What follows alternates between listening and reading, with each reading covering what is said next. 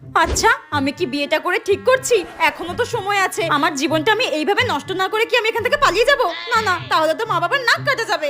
আমি তো ভগবানকে বলেছিলাম আমার মা বাবার জীবন থেকে সব সমস্যা দূর করে দিতে। ভগবান তো আমাকেই তাদের জীবন থেকে দূর করে দিল। তার মানে কি আমি সব থেকে বড় সমস্যা ছিলাম? হ্যাঁ, আরে ওই ছেলেটাকে কি হ্যান্ডসাম লাগছে।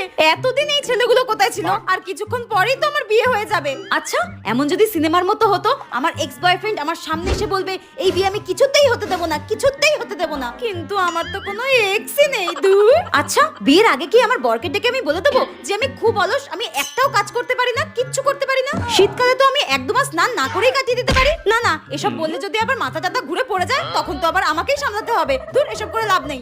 ওয়াও, কি সুন্দর সুন্দর ভোজপুরি গান চালিয়েছে। আমার তো নাচতে ইচ্ছা করছে। এই রে, শ্বশুর বাড়ির সবাই কিরকম হা করে আমার দিকে তাকিয়ে আছে। আমার ইচ্ছা মতো কেন কিছু করতে পারছি না? দূর, ভালো লাগে না।